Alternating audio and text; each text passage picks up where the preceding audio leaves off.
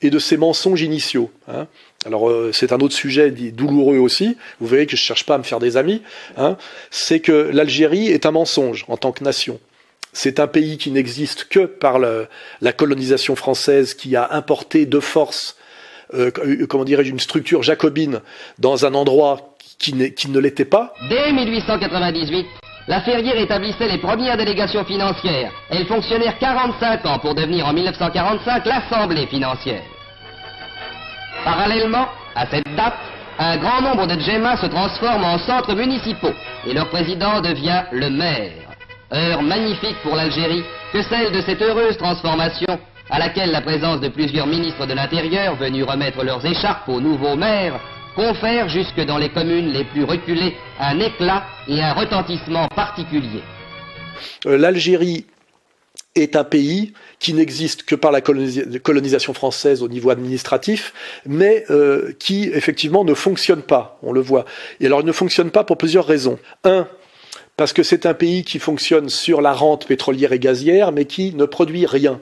Et en réalité, c'est un pays qui, au moment des accords d'Évian, a partagé le pouvoir avec les élites capitalistes et oligarchiques françaises et les gens du FLN, qui, je rappelle, ne sont pas les héros du FLN, mais les gens de l'armée qui ont liquidé les héros du FLN pour se partager le pouvoir économique avec la France sur un mensonge qui était le roman national de l'héroïsme du FLN et de l'ignoble colonisation française dont on essaye encore aujourd'hui, d'ailleurs via les Ouria Boutelja, les Bouamama et les Boussouma, de nous faire croire que si l'Algérie est dans la merde aujourd'hui, c'est encore à cause de la colonisation française. Même un État qui se contenterait juste de fonctionner de manière autocentrée, eh bien, aurait les foudres des grandes puissances aujourd'hui qui ne vivent que du parasitage, c'est-à-dire qui ne vivent que du pillage des ressources, des matières premières et de l'exportation.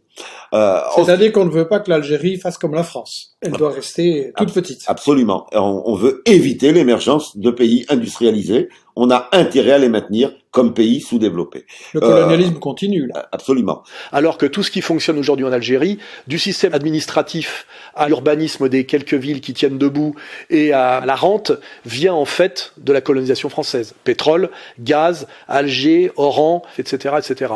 Quand la France arrive en Algérie, l'Algérie est un pays qui n'existe pas. Parce que la France va créer l'Algérie, la France va donner le nom d'Algérie, et la France va donner ses frontières à l'Algérie.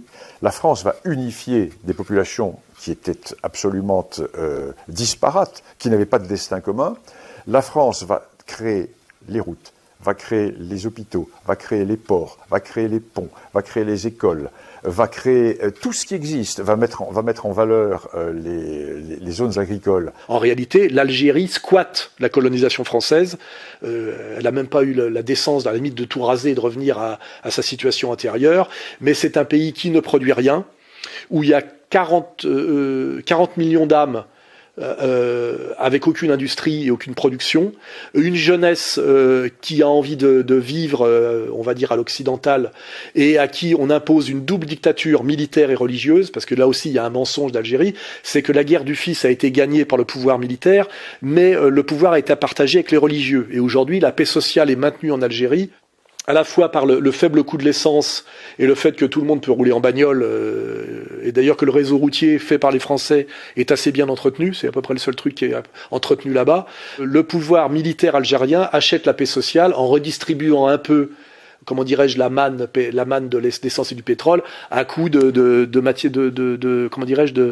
matières premières alimentaires. Mais sinon, tout le reste du pognon, je le rappelle, part dans des banques à l'étranger. C'est-à-dire que l'argent de la manne pétrolière et gazière algérienne est capté par les clans militaires et va dans des comptes en banque à l'étranger, ce qui me permet de faire remarquer aussi que quand vous vous baladez dans les villes algériennes, parce que je ne parlerai pas des campagnes, dans les campagnes, que ce soit en France, au Venezuela, en Algérie et partout, et même d'ailleurs en Corée, les gens vivent à l'ancienne, c'est des braves gens qui vivent à l'ancienne, il n'y a rien à en dire, ça n'a pas beaucoup changé en réalité. Je parle en fait de la modernité des villes, là où il y a vraiment problème, on voit que les grandes manifs, c'est toujours dans les villes.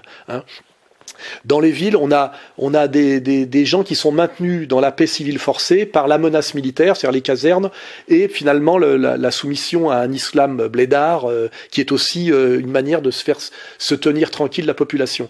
tout ce qui marche en Algérie, c'est la caserne et la mosquée. Et comme je l'avais dit, le militaire algérien n'est pas, comme en Corée du Nord, un citoyen soldat qui participe à l'effort collectif et qui construit. C'est un type qui échappe à la misère et au chômage et qui est affecté à la surveillance du peuple algérien au cas où il voudra se révolter contre un pouvoir militaire et politique et économique totalement spoliateur. Hein. En Algérie, l'armée se dit prête à garantir la sécurité et la stabilité.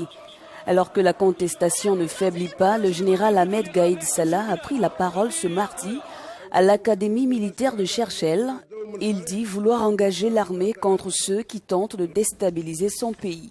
Et d'ailleurs, bravo au peuple algérien de se révolter contre ça, mais ça ne change rien à tous les problèmes profonds qui fait que l'Algérie est un pays qui est voué à la catastrophe sociale, économique, voire même administrative. Hein, voilà. Alors, si je veux poursuivre ce raisonnement sur ces contradictions, l'argent de la rente pétrolière et gazière n'est pas affecté à l'Algérie. Il est détourné par les clans militaires et il sort du pays, hein, ce qui fait que le pays est en voie d'effondrement économique.